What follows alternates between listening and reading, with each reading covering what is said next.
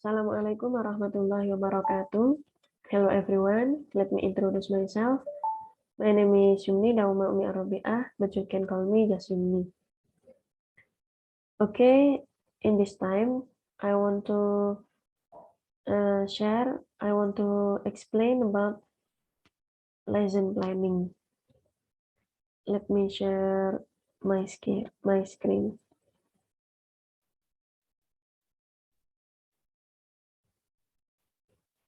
Okay, lesson planning. As the teacher, we cannot simply plunge into a lesson plan without considering the framework of a number of guiding foundational factors. Ferguson in 2015 says lesson planning is the process of taking everything we know about teaching and learning along with everything we know about the students in front of us and putting it together to create a roadmap for what a class period will look like. And then Harmer in 2007 suggests that teachers need maps to help them through the landscape. And we would add that even road maps and sophisticated GPS navigators require occasional interpretation and adaptation by users. In due course of time, you will achieve a rhythm in the process of judging optimal planning for a lesson. Format of a lesson plan. While variations abound, seasoned teachers generally agree on what the essential elements of a lesson plan should be. There are goal and then objectives, materials and equipment, procedures, assessments, and the last one is extra class works. The number one, goal.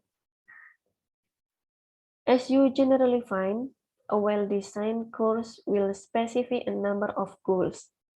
A first step in a lesson then would be to acknowledge the way in which your lesson is designed to contribute to such goal. Number two, objectives. It's important to state clearly what you want students to gain from the lesson. First, let's look at what not to do in designing objectives.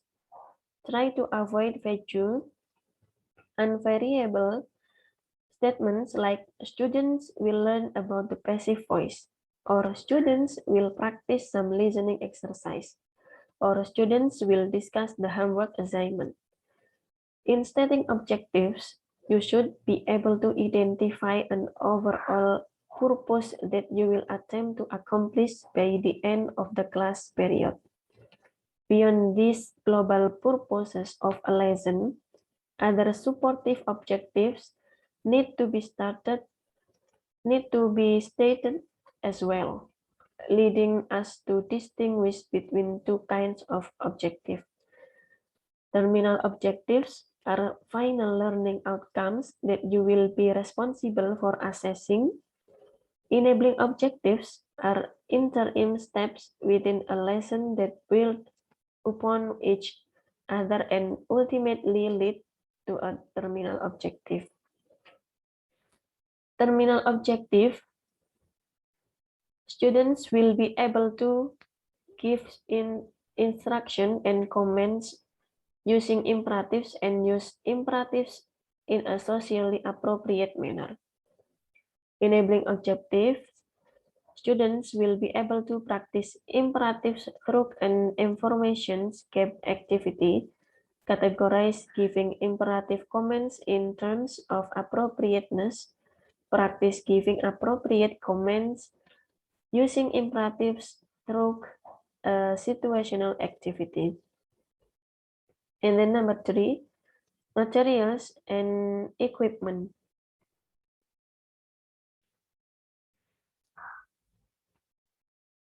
It may seem a trivial matter to list materials needed, but good planning includes knowing what you need to take with you or to arrange to have in your classroom.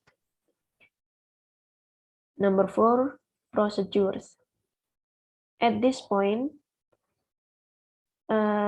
lessons clearly have tremendous variations.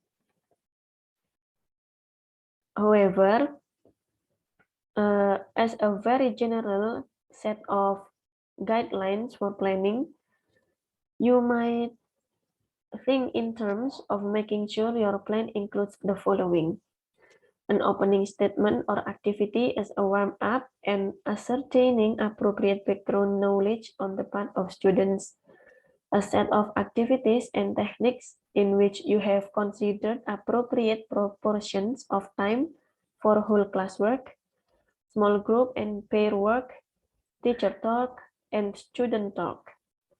And the last, closure, a brief wind down time so the class hour doesn't end abruptly. And then number 5, assessment. Assessment. Next, how can you determine whether your objectives have been accomplished? If your lesson has no assessment component, you can easily find yourself simply making assumptions that are not informed by careful observation or measurement. Now, of course, every lesson does not need to end with a quiz or a test, nor does evaluation need to be a separate element of your lesson. Whatever manifestation your assessment takes, make sure after students have sufficient opportunities for learning that you have appropriately considered how you will assess the success of your students and possibly make appropriate adjustments in your lesson plan for the next day. And the last, extra classwork. What we commonly call homework, more appropriately named extra classwork. With the widespread availability of media such as internet, social media, search engines, new programs, movies, and more, you can almost always find application or extensions of classroom activity that will help students do some learning beyond the class hour.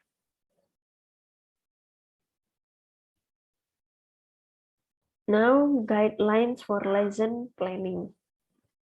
After we know about the background of the basic elements of a lesson plan, we will now take you on a step-by-step set of guidelines for lesson planning.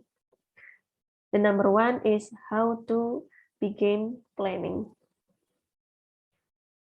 In most normal circumstances, especially for a teacher without much experience, the first step of lesson planning will already have been performed for you, choosing what to teach. For teachers who have never taught before, it's often useful to write a script of your lesson plan. Scripting out a lesson plan helps you to be more specific in your planning and can often prevent classroom pitfalls where you get all tangled up in explaining something or students take you off on a tangent. More practical and instructive are partial scripts that have the following components: introduction to activities, direction for tasks, statement of rules or generalization, anticipated interchanges that could easily book down or go astray, oral testing techniques, conclusion to activities and to the class hour. Then number 2, variety, sequencing, pacing, and timing. As you are drafting step-by-step procedures, You need to look at how the lesson holds together as a whole. Four considerations come into play here. A. Variety. Most successful lessons give students a number of different activities during the class hour, keeping minds alert and enthusiasm high. B. Sequencing. Easier aspects usually will be placed at the beginning of a lesson. Tasks that require knowledge gained from previous exercise will be sequenced appropriately. C. Pacing can mean a number of things. First, it means that activities are neither too long nor too short. Second, you need to anticipate how well your various techniques flow together. Third, good pacing also is a factor of how well you provide a transition from one activity to the next. And D, timing. This is one of the most difficult aspects of lesson planning to control. But timing is an element that you should build into a lesson plan. If your planned lesson ends early, have some backup activity ready to insert. If your lesson isn't complete as planned, be ready to gracefully end a class on time and on the next day, pick up where you left off. Number 3, contingency planning.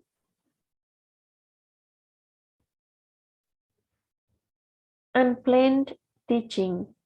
It means what should I do if the lesson takes an unexpected tangent that throws me completely off track.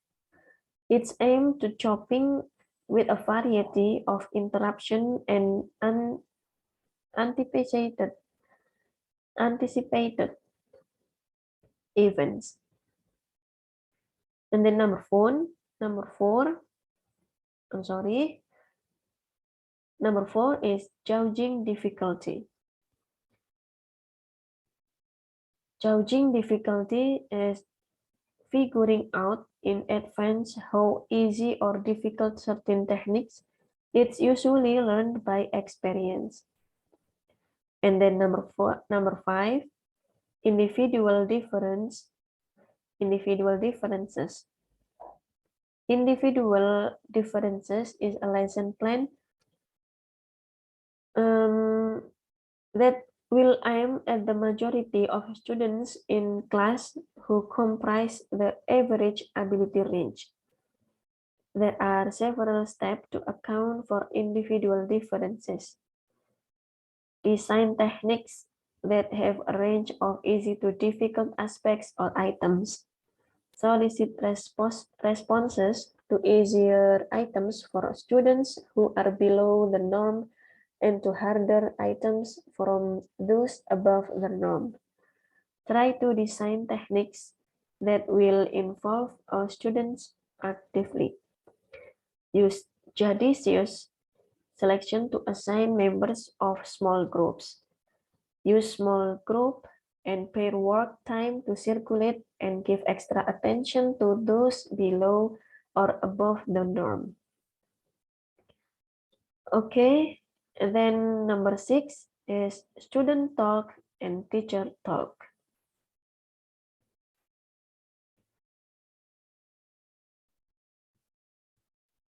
Our natural inclination as teacher is to talk too much. As you plan your lesson and as you perhaps script out some aspect of it, see to it that students have a chance to talk, to produce language, and even to initiate their own topics and ideas. Number 7 is adapting to an established curriculum. Your primary task is not to write a new curriculum or to revise an existing one, but to follow an established curriculum and adapt it to your particular group of students, their needs and their goals, as well as your own philosophy or teaching. As you plan lessons, your first concern is that each class hour must contribute to the goals that a curriculum is designed to pursue. And the last one is classroom lesson notes. A final step in your lesson planning process is a very practical one.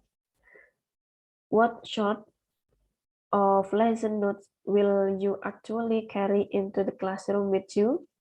If you have pages and pages of notes and reminders and scripts, you will never free yourself for spontaneity.